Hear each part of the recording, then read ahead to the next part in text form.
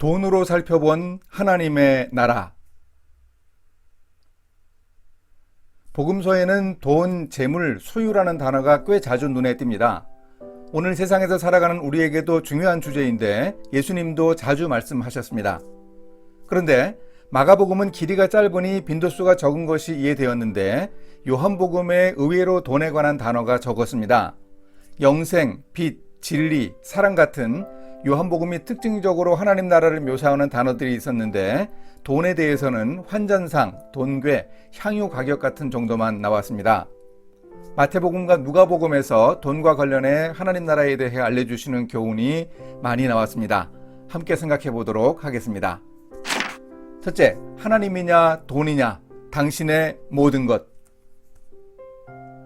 돈과 관련해서 하나님 나라 관점으로 복음서를 보니 요절이 될 만한 구절이 자연스럽게 떠올랐습니다. 마태복음 6장 33절입니다. 그런즉 너희는 먼저 그의 나라와 그의 의를 구하라. 그리하면 이 모든 것을 너희에게 더하시리라.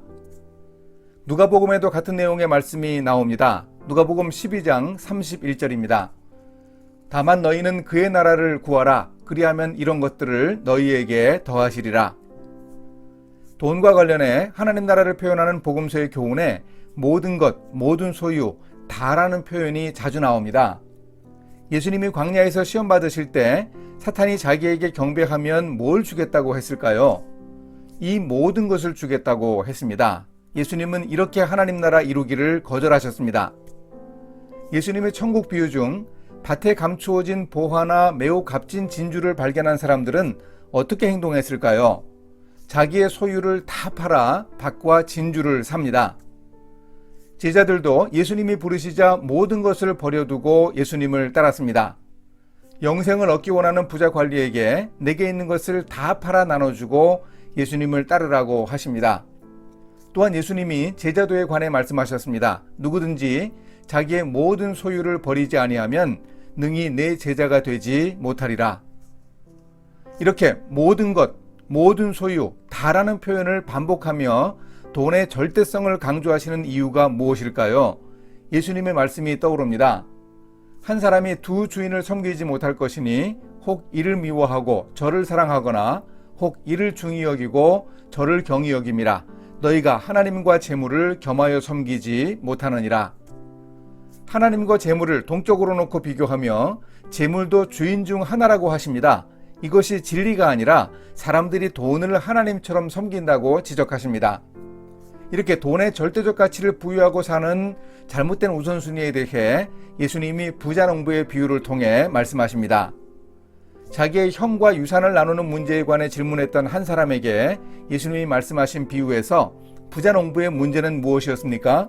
부자농부는 여러 해 쓸 물건을 많이 쌓아두었으니 샬롬이 지속될 거라고 자기 영혼에게 속삭였습니다.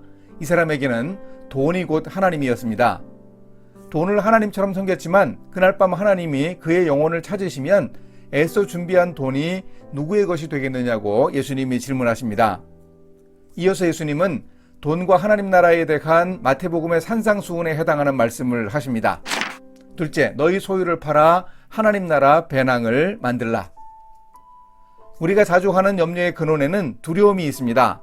예수님은 염려에 대한 처방으로 비교를 제안하십니다. 목숨이 음식보다 중하고 몸이 의복보다 중하니라. 더 중요한 것을 찾기 위해서는 비교해 보면 압니다. 까마귀나 백합화 같이 하찮아 보이는 것들도 신경 써서 돌봐주시는데 우리의 아버지이신 하나님이 우리를 돌봐주시지 않겠는가? 우리는 자신감을 가져야 합니다. 우리를 먹이고 입혀주시는 분은 우리 아버지이시기에 우리는 하나님의 나라를 구해야 합니다. 하나님의 나라를 구하면 이런 것들, 즉 우리가 염려하는 의식주에 관한 모든 것들을 더하신다고 약속하십니다. 적은 무리여 무서워 말라. 너희 아버지께서 그 나라를 너희에게 주시기를 기뻐하시느니라. 하나님 나라를 구하고 받은 우리는 그러면 어떻게 살아야 할까요? 예수님이 구체적으로 말씀해 주십니다. 너희 소유를 팔아 구제하여 낡아지지 아니하는 배낭을 만들라. 이 배낭은 재난을 대비하는 생존 배낭이 아닙니다. 우리가 하나님 나라의 가치를 실현하는 활동을 통해 미래의 하나님 나라에 정립하는 천국 상급을 말합니다. 소유를 팔아 구제해서 이 배낭을 채우는 일이 구체적으로 무엇인지 예수님이 이어지는 종말에 대한 교훈에서 알려주십니다. 허리에 띠를 띠고 등불을 켜고 서 있으라고 하시면서 일하는 종의 비유를 말씀하십니다. 혼인잔치집에 간 주인이 한밤중에 돌아와도 바로 문을 열 수 있게 기다리는 종은 복이 있을 것입니다. 어떻게 주인이 상을 줄까요? 주인이 띠를 띠고 그 종들을 자리에 앉히고 나와 수종 들리라. 주인이 일 잘한 종들에게 직접 서빙을 하며 치하합니다. 무엇을 말할까요? 장차 임할 천국에서 하나님 나라 시민들이 일을 잘했다고 칭찬받으며 누릴 상급을 의미합니다. 이어지는 비유에서도 여행을 떠난 주인을 대신해 집안 사람들에게 양식을 나눠주는 일을 잘한 종은 주인이 돌아올 때 칭찬을 받습니다. 일을 잘한 상으로 주인이 그의 모든 소유를 맡깁니다. 장차 임할 하나님 나라에서 믿는 우리가 어떤 상급을 받을 것인지 암시해주는 비유입니다.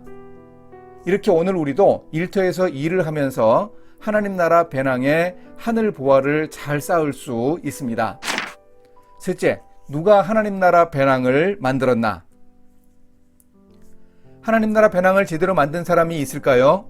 누가는 하나님 나라를 실현하기 위해 십자가로 가시기 전에 예수님이 만난 두 사람을 통해 우리에게 알려줍니다. 복음서에서 보여주는 하나님의 나라에서 부자 관리와 삭개오는 중요한 인물입니다.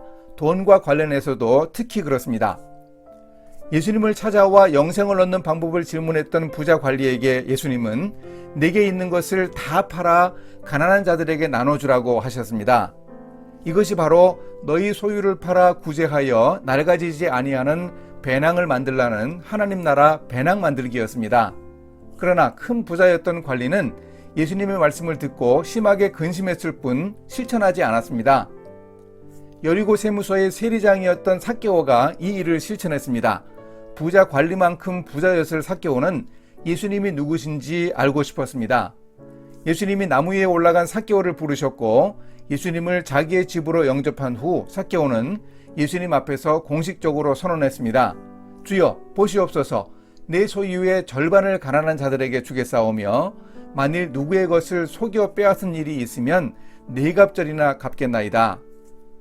삭개오의 하나님 나라 배낭 만들기 결단은 낙타가 바늘길을 통과하는 것보다 어려운 부자가 하나님 나라에 들어가는 일을 보여주는 중요한 증거였습니다. 오늘 구원이 이 집에 이르렀으니 이 사람도 아브라함의 자손이미로다. 인자가 온 것은 잃어버린 자를 찾아 구원하려 함이니라. 삭개오는 바늘길을 통과한 부자 낙타였습니다. 이렇게 돈과 관련하여 하나님 나라 배낭을 만들어 하나님 나라를 실현하는 일이 초대교회에서 있었습니다. 믿는 사람이 다 함께 있어 모든 물건을 서로 통용하고 또 재산과 소유를 팔아 각 사람의 필요를 따라 나눠주며, 초대교회 공동체는 예수님이 말씀하신 모든 소유를 공동체의 공유라는 형태로 보여주었습니다. 소유를 팔아 과부와 같은 가난한 사람들을 구제하는 일도 잘 실천했습니다. 아나니아와 삽비라 사건과 같은 부작용도 있긴 했습니다. 또한 물건을 통용한 일이 이후에도 지속되었던 것도 아닙니다. 하지만 하나님 나라 배낭 만드는 일을 교회 공동체가 구체적으로 보여준 의미 있는 일이었습니다. 오늘 우리도 하나님 나라 배낭 만들기를 실천해야 하겠습니다. 돈을 사랑함이 일만하게 뿌리라는 가르침을 명심하고 우리의 돈을 하나님 나라 관점으로 보아야 합니다. 하나님 나라의 배낭을 만드는 소비 생활에 대한 나름의 기준과 지침이 필요합니다. 하나님의 나라의 가치를 우선하는 원칙을 정하고 우리의 돈을 사용할 수 있어야 합니다. 이런 원칙을 구체적으로 실천하는 훈련 또한 꼭 필요합니다. 삭개오가 하나님 나라 배낭 만들기의 포트폴리오를 보여줍니다. 재산의 절반을 가난한 자들에게 주겠다고 했습니다. 특히 삭개오는 세금 징수라는 일과 관련한 자신의 죄를 율법의 기준으로 바로잡아 공의를 실천하는 구체적 지침을 밝혔습니다. 우리도 각자의 삶 속에서 하나님 나라 배낭을 잘 만들어 실천할 때 하나님이 장차 임할 하나님 나라에서 우리에게 주실 가슴 벅찬 모든 소유가 있음을 기억합시다.